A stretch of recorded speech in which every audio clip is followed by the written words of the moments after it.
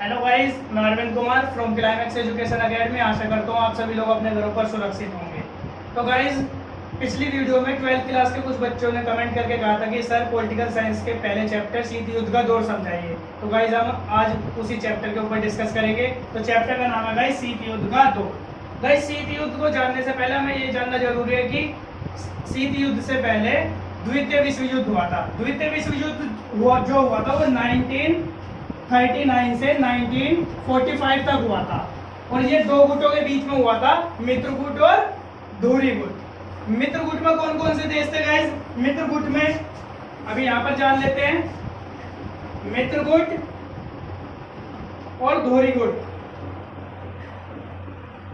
मित्रगुट में guys USA मतलब America, USSR मतलब सोवियत संघ, यूके यूनाइटेड किंगडम, फ्रांस, चीन और ब्रिटेन, ये देश शामिल थे। और धुरी गुट में guys Germany, Japan, Italy, Hungary और ऑस्ट्रिया।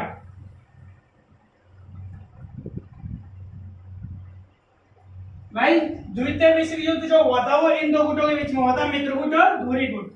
मित्रगुट में यूएसए, यूएसएसआर, यूके, फ्रांस, चीन और ब्रिटेन शामिल थे, जबकि धुरी गुट में जर्मनी, जापान, इटली, हंगरी और ऑस्ट्रिया शामिल थे। भाई, ये 1939 से लेकर 1945 तक चला था और लास्ट में मित्रगुट ने इस पर विजय हासिल की थी। द्वितीय विश्व युद्ध समाप्त होने के बाद दो महाशक्ति उभरी थी, यूएसए और यूएसएसआर मतलब अमेरिका और सोवियत संघ दो महाशक्ति के रूप में उभरी थी। फिर इन दोनों देशों के बीच अपने आप को बड़ा दिखाने के लिए शीत युद्ध चला था। और शीत युद्ध कहते किसे गए? शीत युद्ध को वैचारिक युद्ध भी कहा जाता है, मतलब युद्ध की स्थिति होना लेकिन युद्ध ना होना, मतलब एक दूसरे को नीचा दिखाना, अपने आप को बड़ा दिखाना और एक दूसरे से हथियारों की होड़ करना ही शीत युद्ध कहलाया गया था। ओके गाइस, मैं समझता हूँ आप लोगों को शीत युद्ध की परिभाषा समझ में आ गई होगी। तो गाइस, दो ध्रुवीयता का उदय हुआ था। कितनी ध्रुवीयता का? दो ध्रुवीयता का उदय हुआ था। वो दो ध्रुवीय कौन कौन से थे? पढ़ लेते हैं। दो ध्रुवीयता का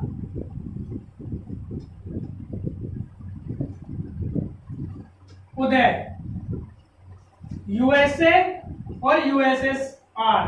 यूएसए जो था वो पूंजीवादी देश था और यूएसएसआर समाजवादी देश था।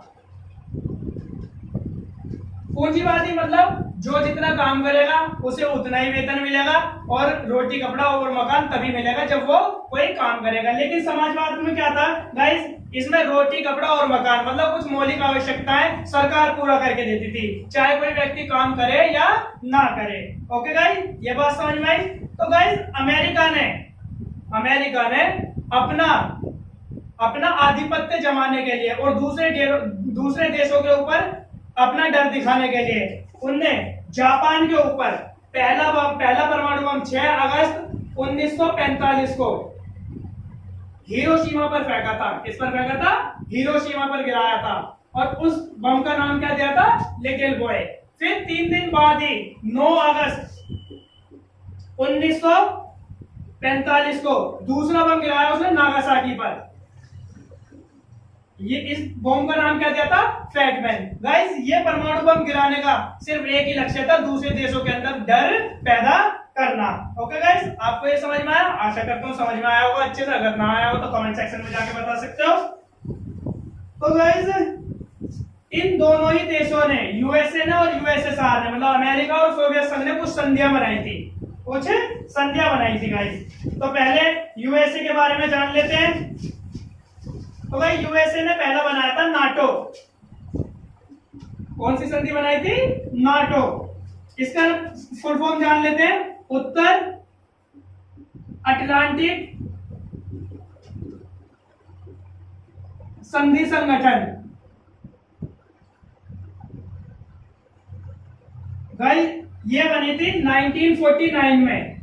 1949 में इस संगठन के अंतर्गत पश्चिमी देश शामिल थे। कौन से देश शामिल थे? पश्चिमी देश शामिल थे, जिसकी संख्या कितनी थी? 12 थी। इस संगठन ने घोषणा की थी कि उत्तरी अमेरिका वे यूरोप के इन देशों में से किसी पर भी हमला होता है तो सभी देश अपने ऊपर हमला मानेंगे और एक साथ मिलकर शत्रु देश को उसका जवाब देंगे। ओके गाइस, इसी को देखते हुए फिर अगली बनी थी सीटो।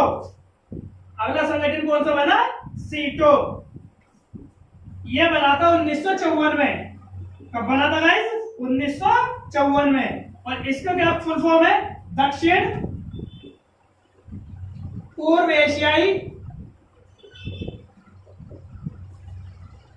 संगठन। यूएसए ने पूर्वी और दक्षिण पूर्व एशिया के यूएसए ने पूर्वी और दक्षिण पूर्व एशिया तथा पश्चिमी एशिया के साथ मिलकर यह संगठन बनाया था। इसमें थाईलैंड व पाकिस्तान भी शामिल थे। ओके गाइस, उसके बाद एक और संधि बनाई यूएसए ने, कौन सी? सेंटो। तीसरी संधि बनाई इसने सेंटो। इसकी फुल फॉर्म है गाइस केंद्रीय संधि संगठन।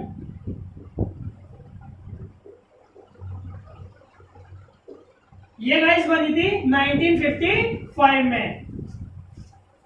यह संगठन भी यूएसए ने तुर्की, इराक तथा ईरान के साथ मिलकर बनाया था। किसके साथ मिलकर बनाया था? तुर्की, इराक तथा ईरान के साथ। जब भाई ये सोवियत संघ को पता चला कि ये सभी देशों को संगठित कर रहा है और अपनी संधियां बना रहा है, तो सोवियत संघ ने भी अपना एक संधि मतलब वार्सा पैक्ट तैयार किया था। उसकी संधि का क्या नाम था? Warsaw pact. गाइस, यूएसएसआर ने कौन सी संधि बनाई थी? वार्सा पैक्ट, जो बनाई थी 1955 में। भाई यह पूर्वी देशों का गठबंधन था। यह कौन सा गठबंधन था? पूर्वी देशों का गठबंधन था। इसका नेतृत्व यूएसएसआर ने किया था, मतलब सोवियत संघ ने किया था। इसका मुख्य उद्देश्य नाटो में शामिल देशों का यूरोप में मुकाबला कराना था। ओके गाइस, समझता हूं कि आपको सारी संधियां समझ में आई होंगी। तो गाइस, ये महाशक्तियों को छोटे देशों से लाभ क्या थे जिसकी वजह से ये संगठन बना रहे थे? महाशक्तियों को छोटे देशों से कुछ लाभ थे। तो गाइस, पहला लाभ ये था कि महाशक्तियों को अपने सैन्य ठिकाने मिल गए थे, जिसकी वजह से वो अपने सेना का संचालन आसानी से वहां पर कर सकते थे। और छोटे देशों में जितने भी प्राकृतिक खनिज थे उन पर उन्होंने अपना नियंत्रण कर लिया था। ओके गाइस, और शत्रु देशों की जासूसी भी ये छोटे देशों से करवाया करते थे।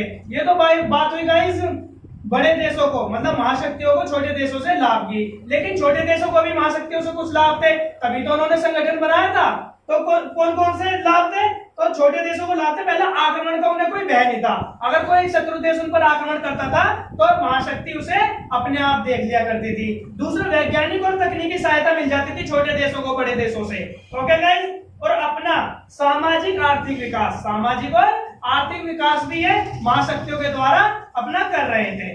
ठीक है गाइस, समझता हूं कि आपको ये समझ में आया होगा। गुड।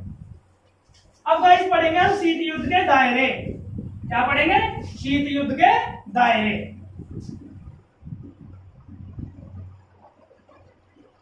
शीत युद्ध के दायरे। तो गाइस, इसमें पहला पॉइंट है हमारा बर्लिन की नाकेबंदी। बर्लिन की नाकेबंदी जो 1948 में हुई थी। गाइस, दूसरे विश्व युद्ध के बाद जर्मनी दो भागों में बट गया था। पश्चिमी जर्मनी पर अमेरिका, फ्रांस, ब्रिटेन का कब्जा था और पूर्वी जर्मनी पर सोवियत संघ के कब्जे में था। यूएसएसआर ने मतलब सोवियत संघ ने 1948 में बर्लिन की नाकेबंदी करते हुए पश्चिमी जर्मनी से यातायात, संचार आदि बंद कर दिया था। ये सब देखते हुए यूएसए ने हवाई मार्ग से मतलब एरोप्लेन वगैरह से माल देना शुरू कर दिया था और 1961 में बर्लिन की दीवार खड़ी कर दी गई। Okay guys,